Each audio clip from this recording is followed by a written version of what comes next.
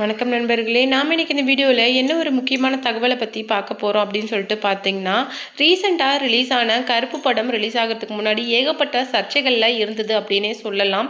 அந்த படத்தோட ப்ரொடியூசருக்கு கிட்டத்தட்ட 50 crores மேலே கடன் இருந்திருக்கு. அதனால் படம் ரிலீஸ் அப்படிங்கிறது பெரிய சிக்கலில் இருந்தது. அது மட்டும் இல்லாமல் அந்த படத்தை இயக்குன ஆர்ஜே பாலாஜி எமோஷனலாக போட்ட வீடியோக்காக நிறைய திரைப்பிரபலங்கள் அவங்களுக்கு சப்போர்ட் பண்ணி பேசியிருந்தாங்க. துல்கர் சல்மான்லேருந்து குரேஷியிலிருந்து நிறைய திரைப்பிரபலங்கள் கவலைப்படாதீங்க, கண்டிப்பாக இந்த ப்ராப்ளம் சீக்கிரம் சார்ட் அவுட் ஆகிடும் அப்படிங்கிற மாதிரி சொல்லப்பட்டிருந்தாங்க. இந்த படம் ரிலீஸ் ஆகிறதுக்காக கிட்டத்தட்ட ஒரு பெரிய அமௌண்ட்டை சூர்யா அந்த டீமுக்கு கொடுத்துருக்காங்க அப்படின்னு சொல்லப்படுது. அந்த வகையில் சூர்யாவோட மனைவி ஜோதிகா இந்த விஷயத்துக்காக இந்த விஷயம் சம்மந்தமாக பேசின ஒரு விஷயம் தான் இன்னைக்கு சமூக வலைதளங்களில் மிகப்பெரிய பேசுபொருளாக போயிட்டுருக்கு.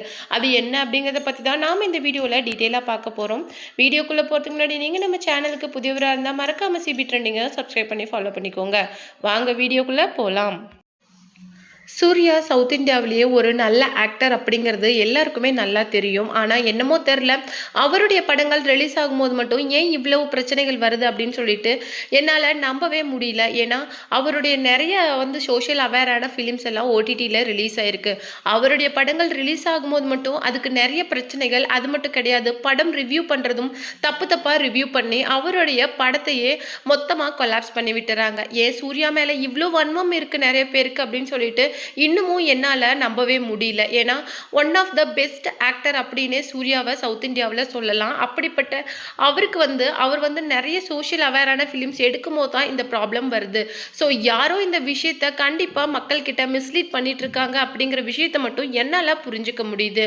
அவர் ஒரு நல்ல ஆக்டர், அது மட்டும் இல்லாமல் ஃபேன்ஸுக்கு அவர் ஒரு நல்ல ஆக்டர் அப்படிங்கிறதுனால தான் அவருடைய படத்துக்கு நல்ல எதிர்பார்ப்பு அப்படிங்கிறது இருக்குது.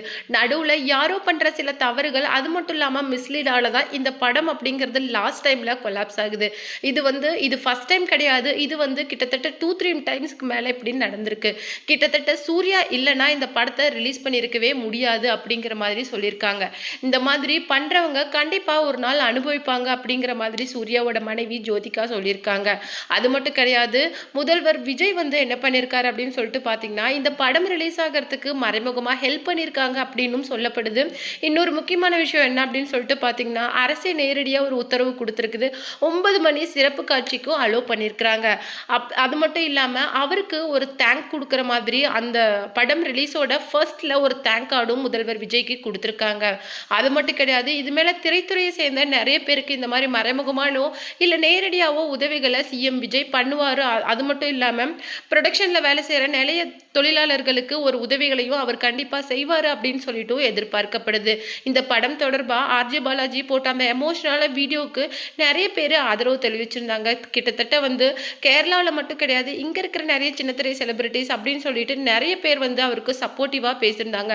அவங்க 2 பேரோட கிட்டத்தட்ட ஆர்ஜே பாலாஜி மற்றும் சூர்யாவோட அந்த பெரிய எஃபோர்ட்னால மட்டுமே இன்னைக்கு கருப்பு படம் சக்ஸஸ்ஃபுல்லாக ரிலீஸ் ஆகி இன்னைக்கு தியேட்டர்ஸில் ஓடிட்டு இருக்கு.